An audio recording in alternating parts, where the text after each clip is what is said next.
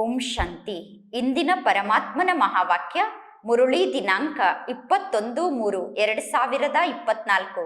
ಬಾಪ್ತಾದ ಮಧುಬನ.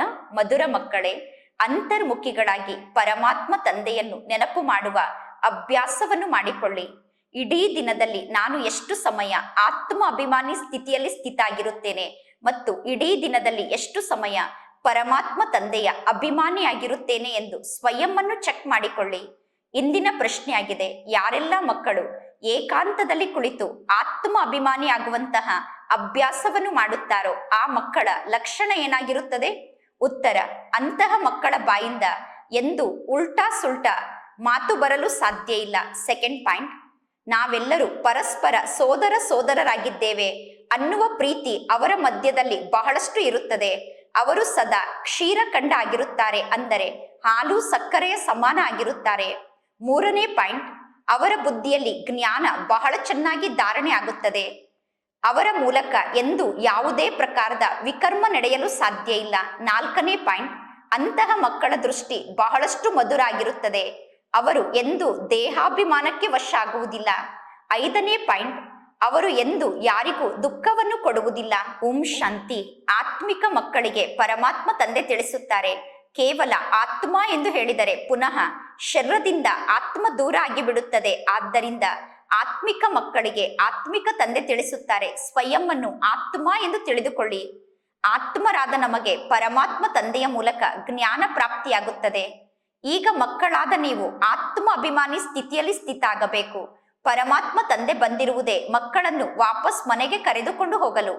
ಬಲೆ ಸತ್ಯುಗದಲ್ಲಿ ನೀವು ಆತ್ಮ ಅಭಿಮಾನಿ ಸ್ಥಿತಿಯಲ್ಲಿ ಸ್ಥಿತ ಆಗಿರುತ್ತೀರಾ, ಆದರೆ ಸತ್ಯುಗದಲ್ಲಿ ನೀವು ಪರಮಾತ್ಮ ತಂದೆಯ ಅಭಿಮಾನಿಗಳಾಗಿರುವುದಿಲ್ಲ. ಈ ಸಮಯದಲ್ಲಿ ನೀವು ಆತ್ಮ ಅಭಿಮಾನಿಗಳೂ ಆಗುತ್ತೀರಾ ಮತ್ತು ಪರಮಾತ್ಮ ತಂದೆಯ ಅಭಿಮಾನಿಗಳೂ ಆಗುತ್ತೀರಾ. ಅಂದರೆ ನಾನು ಪರಮಾತ್ಮ ತಂದೆಗೆ ಸಂತಾನ ಆಗಿದ್ದೇನೆ ಎಂದು ಈಗ ನೀವು ತಿಳಿದುಕೊಳ್ಳುತ್ತೀರಾ.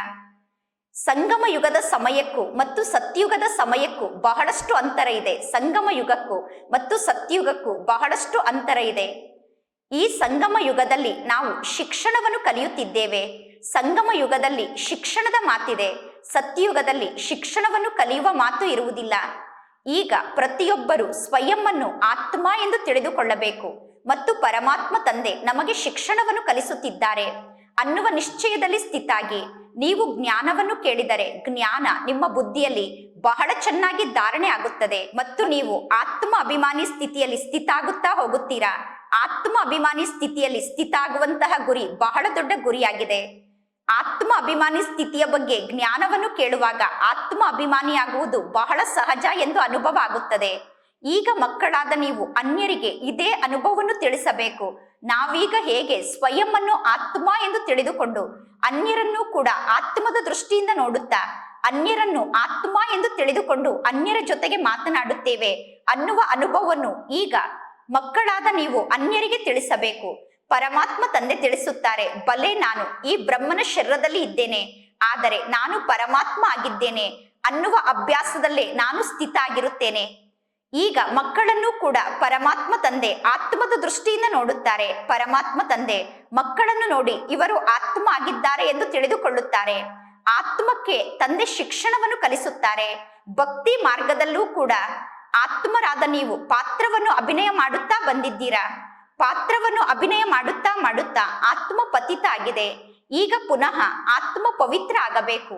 ಎಲ್ಲಿಯವರೆಗೂ ಪರಮಾತ್ಮ ತಂದೆಯನ್ನು ಪರಮಾತ್ಮ ಎಂದು ತಿಳಿದುಕೊಂಡು ನೀವು ನೆನಪು ಮಾಡುವುದಿಲ್ಲವೋ ಅಲ್ಲಿಯವರೆಗೂ ಆತ್ಮರಾದ ನೀವು ಹೇಗೆ ಪವಿತ್ರ ಆಗಲು ಸಾಧ್ಯ?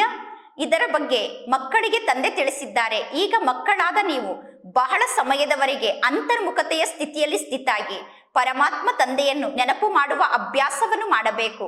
ಜ್ಞಾನ ಬಹಳ ಸಹಜ ಆಗಿದೆ.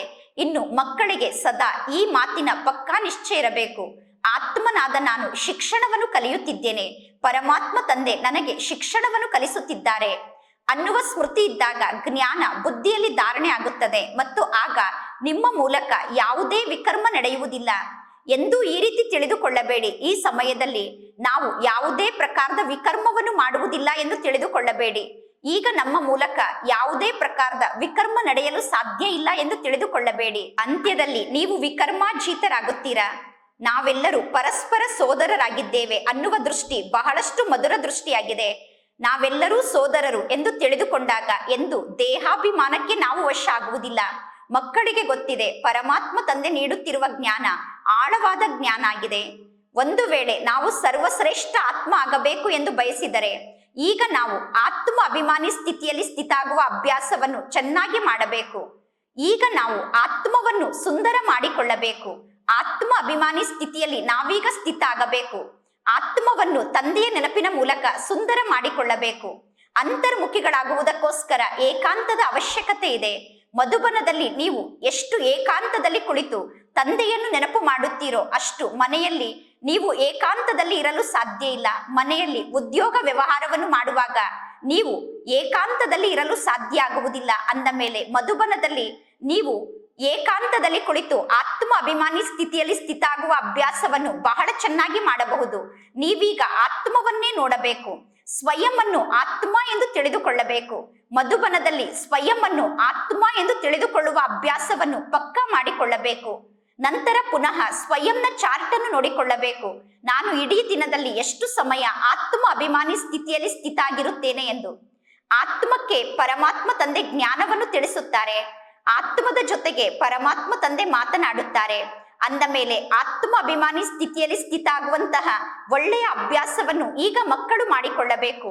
ಈಗ ಮಕ್ಕಳಿಗೆ ಗೊತ್ತಿದೆ, ಪರಮಾತ್ಮ ತಂದೆ ಹೇಳುತ್ತಿರುವ ಮಾತು ಸರಿಯಾದ ಮಾತಾಗಿದೆ. ದೇಹಾಭಿಮಾನ ಸಮಾಪ್ತಿಯಾಗಬೇಕು ಮತ್ತು ನಾವು ಆತ್ಮ ಅಭಿಮಾನಿ ಸ್ಥಿತಿಯಲ್ಲಿ ಸ್ಥಿತ ಆಗಬೇಕು. ಆಗ ನಾವು ಜ್ಞಾನವನ್ನು ಧಾರಣೆ ಮಾಡಿಕೊಳ್ಳುತ್ತೇವೆ ಮತ್ತು ಅನ್ಯರಿಗೂ ಜ್ಞಾನವನ್ನು ಧಾರಣೆ ಮಾಡಿಸುತ್ತೇವೆ.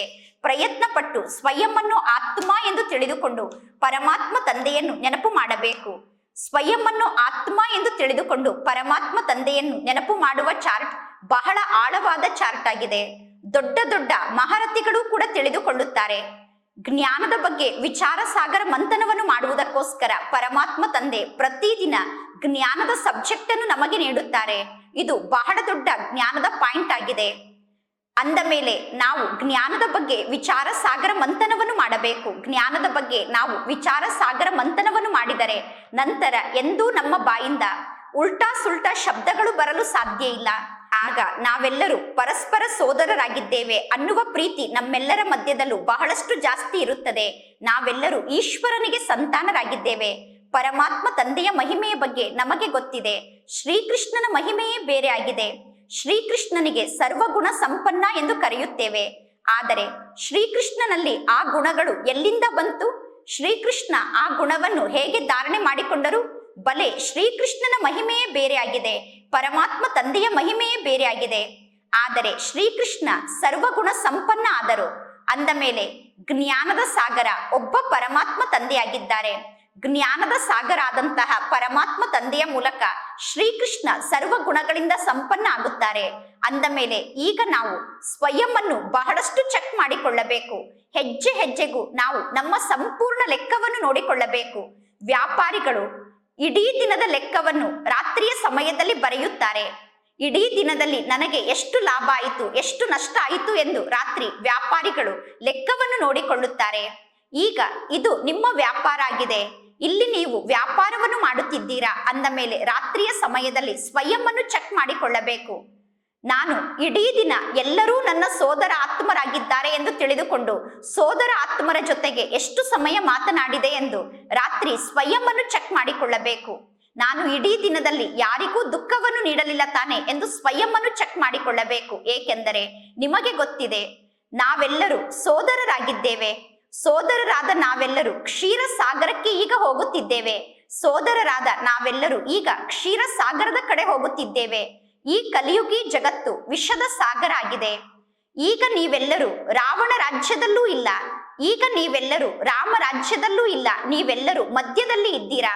ಅಂದ ಮೇಲೆ ನೀವು ಸ್ವಯಂ ಅನ್ನು ಆತ್ಮ ಎಂದು ತಿಳಿದುಕೊಂಡು ಪರಮಾತ್ಮ ತಂದೆಯನ್ನು ನೆನಪು ಮಾಡಬೇಕು. ನಾವು ಸ್ವಯಂ ಅನ್ನು ನೋಡಿಕೊಳ್ಳಬೇಕು. ಇಡೀ ದಿನ ಎಲ್ಲರೂ ನನ್ನ ಸೋದರರಾಗಿದ್ದಾರೆ ಅನ್ನುವ ದೃಷ್ಟಿಯಿಂದ ಎಲ್ಲರನ್ನು ನೋಡುವಂತಹ ಸ್ಥಿತಿಯಲ್ಲಿ ನಾನು ಎಷ್ಟು ಸಮಯ ಸ್ಥಿತ ಆಗಿದ್ದೆ? ಆತ್ಮರಾದ ನಾವೆಲ್ಲ ಪರಸ್ಪರ ಸೋದರರಾಗಿದ್ದೇವೆ. ನಾವೆಲ್ಲರೂ ಶರೀರದ ಮೂಲಕ ಪಾತ್ರವನ್ನು ಅಭಿನಯ ಮಾಡುತ್ತೇವೆ. ಆತ್ಮ ಅವಿನಾಶಿಯಾಗಿದೆ, ಶರೀರ ವಿನಾಶಿಯಾಗಿದೆ. ನಾವೆಲ್ಲರೂ 84 ಜನ್ಮದ ಪಾತ್ರವನ್ನು ಅಭಿನಯ ಮಾಡಿದ್ದೇವೆ. ಈಗ ಪರಮಾತ್ಮ ತಂದೆ ಬಂದಿದ್ದಾರೆ. ಪರಮಾತ್ಮ ತಂದೆ ತಿಳಿಸುತ್ತಾರೆ, ಸ್ವಯಂವನ್ನು ಆತ್ಮ ಎಂದು ತಿಳಿದುಕೊಳ್ಳಿ ಮತ್ತು ತಂದೆಯಾದ ನನ್ನನ್ನು ನೀವು ನೆನಪು ಮಾಡಿ. ಆತ್ಮ ಎಂದು ತಿಳಿದುಕೊಂಡಾಗ ನಾವೆಲ್ಲರೂ ಪರಸ್ಪರ ಸೋದರರಾಗಿ ಬಿಡುತ್ತೇವೆ. ಪರಮಾತ್ಮ ತಂದೆ ಮಕ್ಕಳಿಗೆ ಜ್ಞಾನವನ್ನು ತಿಳಿಸುತ್ತಾರೆ. ಪರಮಾತ್ಮ ತಂದೆಯನ್ನು ಬಿಟ್ಟು ಜ್ಞಾನವನ್ನು ತಿಳಿಸುವ ಪಾತ್ರವನ್ನು ಬೇರೆ ಯಾರೂ ಅಭಿನಯ ಮಾಡಲು ಸಾಧ್ಯ ಇಲ್ಲ. ಇಲ್ಲಿ ಪ್ರೇರಣೆಯ ಯಾವ ಮಾತು ಇಲ್ಲ. ಹೇಗೆ ಟೀಚರ್ ಕುಳಿತು ವಿದ್ಯಾರ್ಥಿಗಳಿಗೆ ಜ್ಞಾನವನ್ನು ತಿಳಿಸುತ್ತಾರೋ ಅದೇ ರೀತಿ ತಂದೆ ಮಕ್ಕಳಿಗೆ ಜ್ಞಾನವನ್ನು ತಿಳಿಸುತ್ತಾರೆ. ಇದೆಲ್ಲ ವಿಚಾರ ಮಾಡುವಂತಹ ಜ್ಞಾನದ ಮಾತಾಗಿದೆ. ಜ್ಞಾನದ ಬಗ್ಗೆ ವಿಚಾರ ಸಾಗರ ಮಂಥನವನ್ನು ಮಾಡಲು ಸಮಯವನ್ನು ಮಾಡಿಕೊಳ್ಳಬೇಕು. ಪರಮಾತ್ಮ ತಂದೆ ಉದ್ಯೋಗ ವ್ಯವಹಾರವನ್ನು ಮಾಡಲು ಮಕ್ಕಳಿಗೆ ತಿಳಿಸಿದ್ದಾರೆ. ಉದ್ಯೋಗ ವ್ಯವಹಾರದ ಜೊತೆಗೆ ನೆನಪಿನ ಯಾತ್ರೆಯಲ್ಲಿ ಸ್ಥಿತ ಆಗುವ ಅವಶ್ಯಕತೆ ಇದೆ. ನೆನಪಿನ ಯಾತ್ರೆಯಲ್ಲಿ ಸ್ಥಿತ ಆಗುವುದಕ್ಕೋಸ್ಕರ ನೀವು ಸಮಯವನ್ನು ಮಾಡಿಕೊಳ್ಳಬೇಕು. ಎಲ್ಲರೂ ಭಿನ್ನ ಭಿನ್ನ ಪ್ರಕಾರದ ಸೇವೆಯನ್ನು ಮಾಡುತ್ತಿದ್ದೀರಾ. ಕೆಲವರು ಸೇವೆಯನ್ನು ಮಾಡುವುದಕ್ಕೋಸ್ಕರ ಬಹಳಷ್ಟು ಸಮಯವನ್ನು ಮಾಡಿಕೊಳ್ಳುತ್ತಾರೆ. ಯುಕ್ತಿಯಿಂದ ಮ್ಯಾಗಝಿನ್ ಅಲ್ಲಿ ಪಾಯಿಂಟ್ ಅನ್ನು ಬರೆಯಬೇಕು. ಈಗ ನಾವು ಈ ರೀತಿ ಪರಮಾತ್ಮ ತಂದೆಯನ್ನು ನೆನಪು ಮಾಡಬೇಕು ಎಂದು ಯುಕ್ತಿಯಿಂದ ಪಾಯಿಂಟ್ ಅನ್ನು ಬರೆಯಬೇಕು. ಒಬ್ಬರು ಇನ್ನೊಬ್ಬರನ್ನು ಸೋದರರು ಎಂದು ತಿಳಿದುಕೊಳ್ಳಬೇಕು. ನಾವೆಲ್ಲರೂ ಪರಸ್ಪರ ಸೋದರರಾಗಿದ್ದೇವೆ ಎಂದು ಎಲ್ಲರನ್ನು ಸೋದರರು ಎಂದು ತಿಳಿದುಕೊಳ್ಳಬೇಕು. ಪರಮಾತ್ಮ ತಂದೆ ಬಂದು ಎಲ್ಲಾ ಆತ್ಮರಿಗೂ ಶಿಕ್ಷಣವನ್ನು ಕಲಿಸುತ್ತಿದ್ದಾರೆ. ಆತ್ಮದಲ್ಲಿ ದೈವಿ ಗುಣದ ಸಂಸ್ಕಾರವನ್ನು ಈಗಲೇ ತುಂಬಿಕೊಳ್ಳಬೇಕು. ಮನುಷ್ಯರು ಕೇಳುತ್ತಾರೆ, ಭಾರತದ ಪ್ರಾಚೀನ ಯೋಗ ಅಂದರೆ ಏನು ಎಂದು. ನೀವೀಗ ಭಾರತದ ಪ್ರಾಚೀನ ಯೋಗದ ಬಗ್ಗೆ ತಿಳಿಸಬಹುದು, ಆದರೆ ನಿಮ್ಮ ಸಂಖ್ಯೆ ಇನ್ನೂ ಬಹಳ ಕಡಿಮೆ ಇದೆ. ಇನ್ನೂ ನಿಮ್ಮ ಹೆಸರು ಪ್ರಸಿದ್ಧ ಆಗಿಲ್ಲ. ಈಶ್ವರ ತಂದೆ ಯೋಗವನ್ನು ಕಲಿಸುತ್ತಾರೆ ಅಂದ ಮೇಲೆ ಅವಶ್ಯವಾಗಿ ಈಶ್ವರ ತಂದೆಗೆ ಮಕ್ಕಳು ಇರಲೇಬೇಕು. ಈಶ್ವರ ತಂದೆಯ ಬಗ್ಗೆ ಆ ಮಕ್ಕಳಿಗೆ ಮಾತ್ರ ಗೊತ್ತಿದೆ. ಬೇರೆ ಯಾರಿಗೂ ಈಶ್ವರ ತಂದೆಯ ಬಗ್ಗೆ ಗೊತ್ತಿಲ್ಲ. ನಿರಾಕಾರ ತಂದೆ ಹೇಗೆ ಬಂದು ಶಿಕ್ಷಣವನ್ನು ಕಲಿಸುತ್ತಾರೆ ಅನ್ನುವುದು ಪರಮಾತ್ಮ ತಂದೆಯ ಮಕ್ಕಳಿಗೆ ಗೊತ್ತಿದೆ. ಪರಮಾತ್ಮ ತಂದೆ ಸ್ವಯಂ ಮಕ್ಕಳಿಗೆ ತಿಳಿಸುತ್ತಿದ್ದಾರೆ. ಪ್ರತಿ ಕಲ್ಪದ ಸಂಗಮ ಯುಗದಲ್ಲಿ ನಾನು ಸ್ವಯಂ ಬಂದು ಮಕ್ಕಳಿಗೆ ತಿಳಿಸುತ್ತೇನೆ, ನಾನು ಈ ಸೃಷ್ಟಿಗೆ ಈ ರೀತಿ ಬರುತ್ತೇನೆ ಎಂದು, ನಾನು ಯಾರ ತನುವಿನಲ್ಲಿ ಬರುತ್ತೇನೆ ಎಂದು ಪರಮಾತ್ಮ ತಂದೆ ತಿಳಿಸುತ್ತಾರೆ. ಇದರಲ್ಲಿ ಗೊಂದಲಕ್ಕೊಳಗಾಗುವ ಯಾವ ಮಾತು ಇಲ್ಲ. ಇದು ಮಾಡಲ್ಪಟ್ಟಂತಹ ನಾಟಕ ಆಗಿದೆ.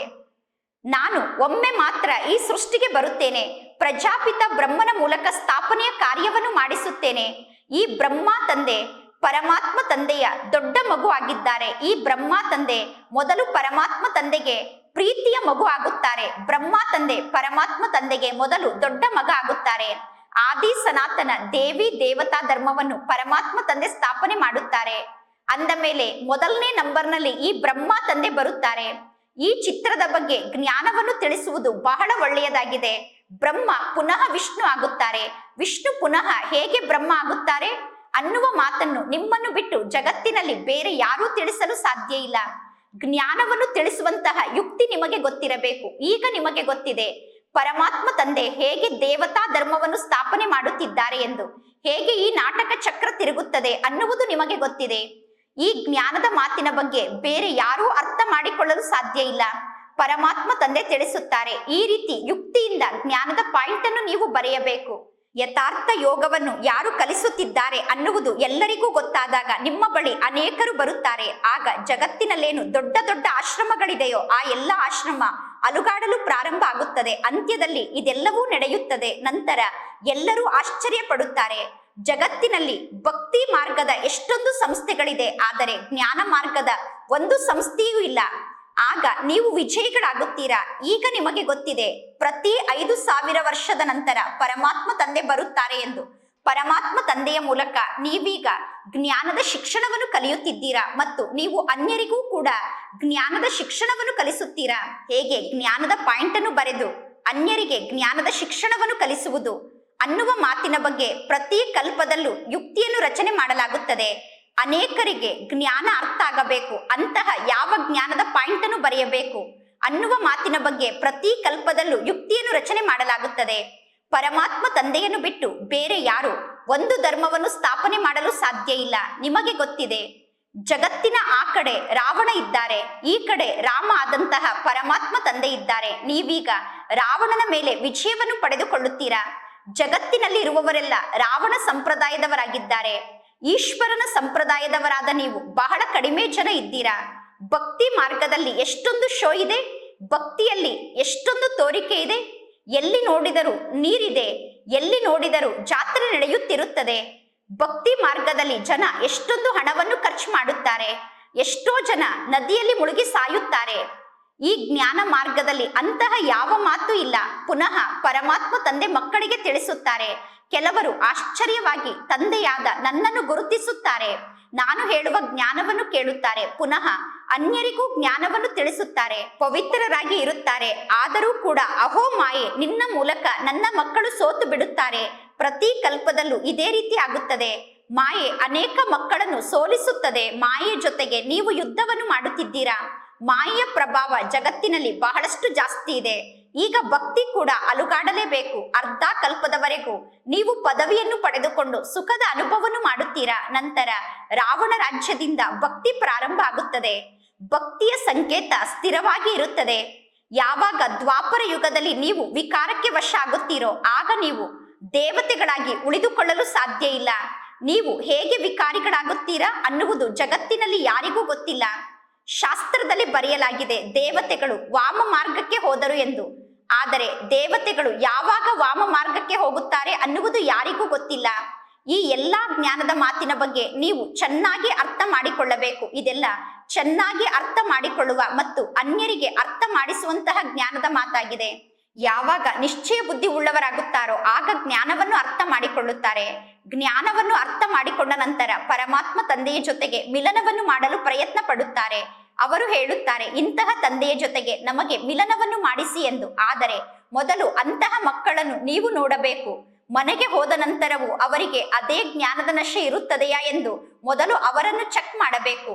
ಮನೆಗೆ ಹೋದ ನಂತರವೂ ಅವರು ನಿಶ್ಚಯ ಬುದ್ಧಿ ಉಳ್ಳವರಾಗಿ ಇರುತ್ತಾರೆ ಎಂದು ಅವರನ್ನು ಚೆಕ್ ಮಾಡಬೇಕು. ಬಲೆ ತಂದೆಯ ನೆನಪು ಅವರಿಗೆ ಕಾಡಿಸಬೇಕು. ಅವರು ಪರಮಾತ್ಮ ತಂದೆಗೆ ಪತ್ರವನ್ನು ಬರೆಯುತ್ತಿರಬೇಕು. ನಮ್ಮ ತಂದೆ ಸತ್ಯ ತಂದೆ ಆಗಿದ್ದಾರೆ. ಪರಮಾತ್ಮ ತಂದೆ, ನೀವು ನನಗೆ ಸತ್ಯ ತಂದೆ ಆಗಿದ್ದೀರಾ. ನಿಮ್ಮ ಮೂಲಕ ನನಗೆ ಶ್ರೇಷ್ಠ ಆಸ್ತಿ ಸಿಗುತ್ತದೆ. ನಿಮ್ಮ ಜೊತೆಗೆ ಮಿಲನವನ್ನು ಮಾಡದೆ ನನಗೆ ಇರಲು ಸಾಧ್ಯ ಇಲ್ಲ ಎಂದು ಮಕ್ಕಳು ತಂದೆಗೆ ಪತ್ರವನ್ನು ಬರೆಯಬೇಕು. ನಿಶ್ಚಿತಾರ್ಥದ ನಂತರ ಮಿಲನವನ್ನು ಮಾಡಬೇಕಾಗುತ್ತದೆ. ನಿಶ್ಚಿತಾರ್ಥದ ನಂತರ ಮಿಲನವನ್ನು ಮಾಡಲು ಚಡಪಡಿಸುತ್ತಿರುತ್ತಾರೆ. ನಿಮಗೆ ಗೊತ್ತಿದೆ, ಬೇಹದ್ದಿನ ತಂದೆ ನಮಗೆ ತಂದೆಯಾಗಿದ್ದಾರೆ, ಶಿಕ್ಷಕ ಆಗಿದ್ದಾರೆ, ಪ್ರಿಯತಮ ಆಗಿದ್ದಾರೆ, ಪತಿ ಆಗಿದ್ದಾರೆ. ಪರಮಾತ್ಮ ತಂದೆ ನಮಗೆ ಸರ್ವಸ್ವ ಆಗಿದ್ದಾರೆ. ಉಳಿದ ಎಲ್ಲಾ ಸಂಬಂಧಿಗಳ ಮೂಲಕ ನಮಗೆ ದುಃಖ ಪ್ರಾಪ್ತಿಯಾಗಿದೆ. ಅನ್ಯ ಸಂಬಂಧಿಗಳಿಗೆ ಹೋಲಿಕೆ ಮಾಡಿದರೆ ಪರಮಾತ್ಮ ತಂದೆ ಸುಖವನ್ನು ನೀಡುತ್ತಾರೆ. ಪರಮಾತ್ಮ ತಂದೆ ಎಲ್ಲಾ ಸಂಬಂಧದ ಸುಖವನ್ನು ನೀಡುತ್ತಾರೆ. ಪರಮಾತ್ಮ ತಂದೆ ಸರ್ವ ಸಂಬಂಧದಿಂದ ಸುಖವನ್ನು ನೀಡುತ್ತಾರೆ. ಈ ಸಮಯದಲ್ಲಿ ನೀವು ಸುಖದ ಸಂಬಂಧದಲ್ಲಿ ಬಂಧಿತರಾಗುತ್ತಿದ್ದೀರಾ. ಈಗ ನೀವು ಸುಖದ ಸಂಬಂಧದಲ್ಲಿ ಬಂಧಿತ ಆಗಿದ್ದೀರಾ. ಪುರುಷೋತ್ತಮರಾಗುವಂತಹ ಪುರುಷೋತ್ತಮ ಸಂಗಮ ಯುಗ ಈ ಯುಗ ಆಗಿದೆ. ಮುಖ್ಯ ಮಾತು ಅಂದರೆ ಸ್ವಯಂವನ್ನು ಆತ್ಮ ಎಂದು ತಿಳಿದುಕೊಳ್ಳಬೇಕು ಮತ್ತು ಪರಮಾತ್ಮ ತಂದೆಯನ್ನು ಪ್ರೀತಿಯಿಂದ ನೆನಪು ಮಾಡಬೇಕು. ತಂದೆಯ ನೆನಪಿನಲ್ಲಿ ನೀವು ಸ್ಥಿತ ಆದಾಗ ಖುಷಿಯ ನಶೆ ಏರುತ್ತದೆ. ಪರಮಾತ್ಮ ತಂದೆ ತಿಳಿಸುತ್ತಾರೆ, ಮಕ್ಕಳಾದ ನೀವು ಎಲ್ಲರಿಗಿಂತ ಜಾಸ್ತಿ ಭಕ್ತಿಯನ್ನು ಮಾಡಿದ್ದೀರಾ. ಈಗ ಮಕ್ಕಳು ಹೇಳುತ್ತೀರಾ, ನಾವು ಎಲ್ಲರಿಗಿಂತ ಜಾಸ್ತಿ ಭಕ್ತಿಯನ್ನು ಮಾಡಿದ್ದೇವೆ. ಅಂದ ಮೇಲೆ ಭಕ್ತಿ ಮಾರ್ಗದಲ್ಲಿ ನಾವು ಬಹಳಷ್ಟು ಪೆಟ್ಟನ್ನು ತಿಂದಿದ್ದೇವೆ. ಈಗ ಪರಮಾತ್ಮ ತಂದೆ ಬಂದಿದ್ದಾರೆ ನಮ್ಮನ್ನು ವಾಪಸ್ ಮನೆಗೆ ಕರೆದುಕೊಂಡು ಹೋಗಲು. ಅಂದ ಮೇಲೆ ನಾವೀಗ ಅವಶ್ಯವಾಗಿ ಪವಿತ್ರರಾಗಬೇಕು. ದೈವಿ ಗುಣವನ್ನು ಧಾರಣೆ ಮಾಡಿಕೊಳ್ಳಬೇಕು. ನಾವೀಗ ಸ್ವಯಂನ ಲೆಕ್ಕವನ್ನು ಬರೆಯಬೇಕು. ಇಡೀ ದಿನದಲ್ಲಿ ನಾನು ಎಷ್ಟು ಜನರಿಗೆ ಪರಮಾತ್ಮ ತಂದೆಯ ಪರಿಚಯವನ್ನು ಕೊಡುತ್ತೇನೆ ಎಂದು ಲೆಕ್ಕವನ್ನು ಬರೆಯಬೇಕು. ಪರಮಾತ್ಮ ತಂದೆಯ ಪರಿಚಯವನ್ನು ನೀಡದೇ ಇದ್ದರೆ ನಮಗೆ ಸುಖದ ಅನುಭವ ಆಗಲು ಸಾಧ್ಯ ಇಲ್ಲ. ತಂದೆಯ ಪರಿಚಯವನ್ನು ನೀಡಲು ಮಕ್ಕಳು ಚಡಪಡಿಸುತ್ತೀರಾ. ಈ ಜ್ಞಾನ ಯಜ್ಞದಲ್ಲಿ ಬಹಳಷ್ಟು ವಿಘ್ನಗಳು ಬರುತ್ತದೆ. ಅನೇಕ ಮಕ್ಕಳು ಪೆಟ್ಟನ್ನು ತಿನ್ನುತ್ತಾರೆ.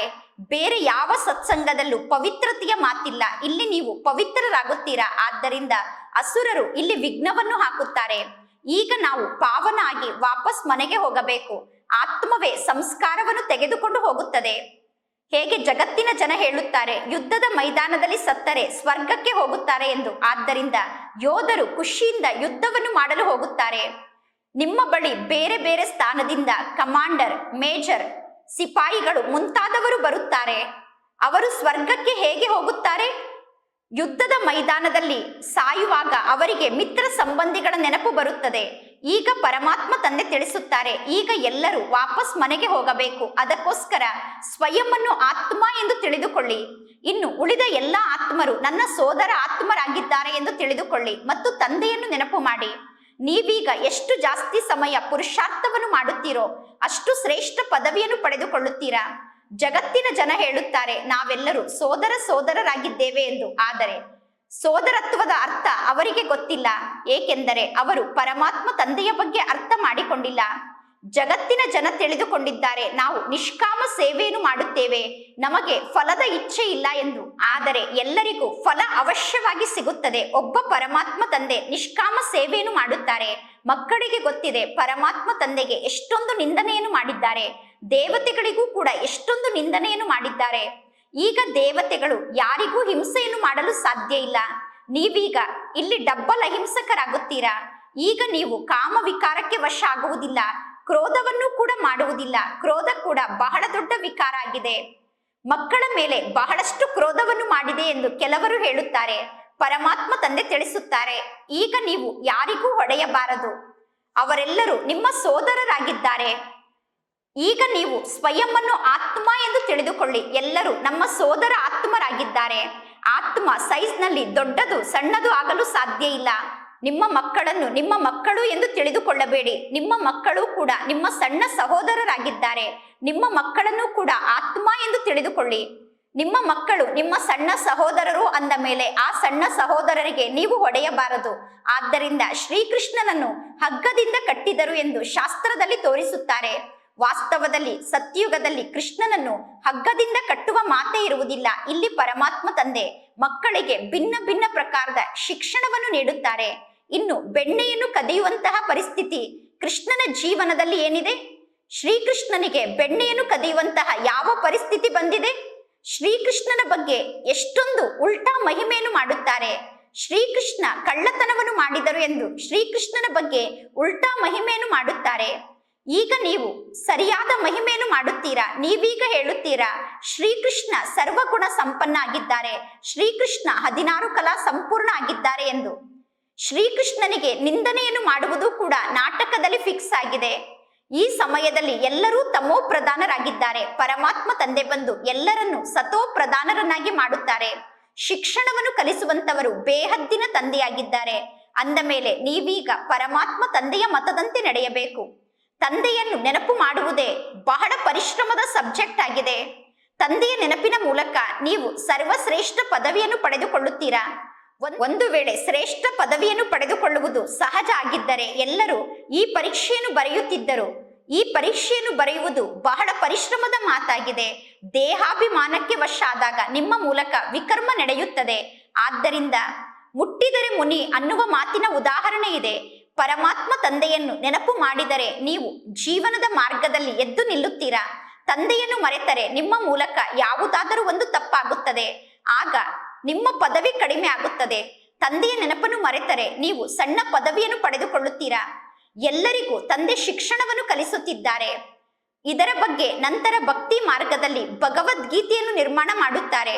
ಗರುಡ ಪುರಾಣದಲ್ಲಿ ವಿಚಿತ್ರ ಮಾತನ್ನು ಬರೆದಿದ್ದಾರೆ. ಆ ಮಾತನ್ನು ಓದಿ ಮನುಷ್ಯರು ಭಯಪಡಲಿ ಎಂದು ಗರುಡ ಪುರಾಣದಲ್ಲಿ ಭಯಪಡುವಂತಹ ಮಾತನ್ನು ಬರೆದಿದ್ದಾರೆ. ರಾವಣ ರಾಜ್ಯದಲ್ಲಿ ಎಲ್ಲರೂ ಪಾಪವನ್ನು ಮಾಡುತ್ತಿರುತ್ತಾರೆ, ಏಕೆಂದರೆ ಇದು ಮುಳ್ಳಿನ ಕಾಡಾಗಿದೆ. ಪರಮಾತ್ಮ ತಂದೆ ತಿಳಿಸುತ್ತಾರೆ, ಈಗ ನಿಮ್ಮ ದೃಷ್ಟಿಯನ್ನು ನೀವು ಪರಿವರ್ತನೆ ಮಾಡಿಕೊಳ್ಳಬೇಕು. ಬಹಳ ಸಮಯದಿಂದ ನೀವು ವಿಕಾರಕ್ಕೆ ವಶಾಗಿ ಕೆಳಗಡೆ ಬಿದ್ದಿದ್ದೀರಾ.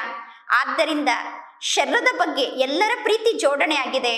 ಬಹಳ ಸಮಯದಿಂದ ನೀವು ಪಂಚ ವಿಕಾರಕ್ಕೆ ವಶಾಗಿ ಕೆಳಗಡೆ ಬಿದ್ದಿರುವ ಕಾರಣ ಶರೀರದ ಜೊತೆಗೆ ನಿಮ್ಮ ಪ್ರೀತಿ ಜೋಡಣೆ ಆಗಿದೆ. ಈಗ ಎಲ್ಲರೂ ಶರೀರವನ್ನೇ ಪ್ರೀತಿ ಮಾಡುತ್ತಿದ್ದಾರೆ. ವಿನಾಶಿ ವಸ್ತುವಿನ ಬಗ್ಗೆ ಪ್ರೀತಿಯನ್ನು ಇಟ್ಟುಕೊಂಡರೆ ಏನು ಲಾಭ ಸಿಗಲು ಸಾಧ್ಯ? ಅವಿನಾಶಿ ವಸ್ತುವಿನ ಬಗ್ಗೆ ಪ್ರೀತಿಯನ್ನು ಇಟ್ಟುಕೊಂಡರೆ ಆತ್ಮರಾದ ನೀವು ಅವಿನಾಶಿ ಆತ್ಮರಾಗುತ್ತೀರಾ. ಮಕ್ಕಳಿಗೆ ಈಗ ತಂದೆಯ ಮೂಲಕ ಇದೇ ಆದೇಶ ಸಿಗುತ್ತಿದೆ. ಕುಳಿತರು, ನಿಂತರು, ಓಡಾಡುತ್ತಿದ್ದರು, ತಿರುಗಾಡುತ್ತಿದ್ದರು, ತಂದೆಯಾದ ನನ್ನನ್ನೇ ನೀವು ನೆನಪು ಮಾಡಿ ಎಂದು ಮಕ್ಕಳಿಗೆ ತಂದೆ ಆದೇಶವನ್ನು ನೀಡುತ್ತಿದ್ದಾರೆ. ಒಳ್ಳೆಯದು. ಮಧುರಾತಿ ಮಧುರ ಅಗಲಿ ಹೋಗಿ ಮರಳಿ ಸಿಕ್ಕಿರುವ ಮಕ್ಕಳ ಪ್ರತಿ ಮಾತ್ಪಿತಾ ಬಾಪ್ತಾದರವರ ನೆನಪು, ಪ್ರೀತಿ ಹಾಗೂ ಸುಪ್ರಭಾತ. ಆತ್ಮಿಕ ಮಕ್ಕಳಿಗೆ ಆತ್ಮಿಕ ತಂದೆಯ ನಮಸ್ತೆ, ಆತ್ಮಿಕ ತಂದೆಗೆ ಆತ್ಮಿಕ ಮಕ್ಕಳ ನೆನಪು, ಪ್ರೀತಿ ಹಾಗೂ ನಮಸ್ತೆ ನಮಸ್ತೆ ನಮಸ್ತೆ. ಧಾರಣೆಗೋಸ್ಕರ ಮುಖ್ಯ ಸಾರ. ಫಸ್ಟ್ ಪಾಯಿಂಟ್, ಶರೀರ ವಿನಾಶಿಯಾಗಿದೆ. ಆದ್ದರಿಂದ ವಿನಾಶ ಆಗುವ ಶರೀರದ ಬಗ್ಗೆ ಇರುವ ಪ್ರೀತಿಯನ್ನು ಸಮಾಪ್ತಿ ಮಾಡಿಕೊಂಡು ಅವಿನಾಶಿ ಆತ್ಮದ ಬಗ್ಗೆ ಪ್ರೀತಿಯನ್ನು ಇಟ್ಟುಕೊಳ್ಳಬೇಕು. ಅವಿನಾಶಿ ತಂದೆಯನ್ನು ನಾವೀಗ ನೆನಪು ಮಾಡಬೇಕು. ಆತ್ಮರಾದ ನಾವು ಪರಸ್ಪರ ಸೋದರರಾಗಿದ್ದೇವೆ, ನಾವು ನಮ್ಮ ಸೋದರರ ಜೊತೆಗೆ ಮಾತನಾಡುತ್ತಿದ್ದೇವೆ ಅನ್ನುವ ಅಭ್ಯಾಸವನ್ನು ಮಾಡಬೇಕು. ಸೆಕೆಂಡ್ ಪಾಯಿಂಟ್, ಜ್ಞಾನದ ಬಗ್ಗೆ ವಿಚಾರ ಸಾಗರ ಮಂಥನವನ್ನು ಮಾಡಿ ನಮ್ಮ ಸ್ಥಿತಿಯನ್ನು ಹೇಗೆ ರೂಪಿಸಿಕೊಳ್ಳಬೇಕು ಅಂದರೆ ನಮ್ಮ ಬಾಯಿಂದ ಎಂದು ಉಲ್ಟಾ ಸುಲ್ಟಾ ಮಾತನ್ನು ನಾವು ಮಾತನಾಡಬಾರದು. ಹೆಜ್ಜೆ ಹೆಜ್ಜೆಗೂ ಸ್ವಯಂನ ಲೆಕ್ಕವನ್ನು ಚೆಕ್ ಮಾಡಿಕೊಳ್ಳಬೇಕು. ಇಂದಿನ ವರದಾನ ಆಗಿದೆ, ನಿಮಿತ್ತ ಭಾವನೆ ಮತ್ತು ನಮ್ರತೆಯ ಭಾವನೆಯಿಂದ ಸೇವೆಯನ್ನು ಮಾಡುವಂತಹ ಶ್ರೇಷ್ಠ ಸಫಲತಾ ಮೂರ್ತಿಗಳಾಗಿ ಸೇವಾದಾರಿಗಳು ಅಂದರೆ ಸದಾ ಪರಮಾತ್ಮ ತಂದೆಯ ಸಮಾನ ನಿಮಿತ್ತರಾಗಿ ಇರುವಂತವರು ಮತ್ತು ನಮ್ರರಾಗಿ ಇರುವಂತವರು. ನಮ್ರತೆಯೇ ಶ್ರೇಷ್ಠ ಸಫಲತೆಗೆ ಸಾಧನ ಆಗಿದೆ. ಯಾವುದೇ ಪ್ರಕಾರದ ಸೇವೆಯಲ್ಲಿ ಸಫಲತೆಯನ್ನು ಪ್ರಾಪ್ತಿ ಮಾಡಿಕೊಳ್ಳುವುದಕ್ಕೋಸ್ಕರ ನಮ್ರತೆಯ ಭಾವನೆ ಉಳ್ಳವರಾಗಬೇಕು ಮತ್ತು ನಿಮಿತ್ತ ಭಾವನೆಯನ್ನು ಧಾರಣೆ ಮಾಡಿಕೊಳ್ಳಬೇಕು. ಆಗ ಸೇವೆಯಲ್ಲಿ ಸದಾ ಖುಷಿಯ ಅನುಭವವನ್ನು ಮಾಡುತ್ತೀರಾ. ಆಗ ಸೇವೆಯಲ್ಲಿ ಎಂದೂ ಸುಸ್ತಿನ ಅನುಭವ ಆಗುವುದಿಲ್ಲ. ಯಾವುದೇ ಸೇವೆ ನಮಗೆ ಸಿಕ್ಕರೂ ಕೂಡ ಆ ಸೇವೆಯಲ್ಲಿ ಈ ಎರಡು ವಿಶೇಷತೆಯನ್ನು ಧಾರಣೆ ಮಾಡಿಕೊಳ್ಳಿ. ನಾನು ನಿಮಿತ್ತ ಆತ್ಮ ಆಗಿದ್ದೇನೆ ಮತ್ತು ನಮ್ರತೆಯ ಗುಣವುಳ್ಳಂತಹ ಆತ್ಮ ಆಗಿದ್ದೇನೆ ಅನ್ನುವ ಎರಡು ವಿಶೇಷತೆಯ ಮೂಲಕ ಸಫಲತೆಯನ್ನು ಪ್ರಾಪ್ತಿ ಮಾಡಿಕೊಳ್ಳುತ್ತಾ ಸದಾ ಸಫಲತಾ ಸ್ವರೂಪರಾಗುತ್ತೀರಾ. ಇಂದಿನ ಸ್ಲೋಗನ್ ಆಗಿದೆ, ಸೆಕೆಂಡ್ನಲ್ಲಿ ವಿಧೇಹಿ ಆಗುವಂತಹ ಅಭ್ಯಾಸವನ್ನು ಮಾಡಿ, ಆಗ ಸೂರ್ಯವಂಶಿ ಮನೆತನದಲ್ಲಿ ಬರುತ್ತೀರಾ. ನಾವೀಗ ಸೂರ್ಯವಂಶಿ ಮನೆತನದಲ್ಲಿ ಬರಬೇಕು. ಸೂರ್ಯವಂಶಿ ಮನೆತನದಲ್ಲಿ ಬರುವುದಕ್ಕೋಸ್ಕರ 1 ಸೆಕೆಂಡ್ನಲ್ಲಿ ದೇಹದಿಂದ ಭಿನ್ನಾಗಿ ವಿಧೇಹಿ ಆಗುವಂತಹ ಅಭ್ಯಾಸದಲ್ಲಿ ಸ್ಥಿತಾಗಲು ನಮಗೆ ಬರಬೇಕು. ಒಳ್ಳೆಯದು. ಓಂ ಶಾಂತಿ.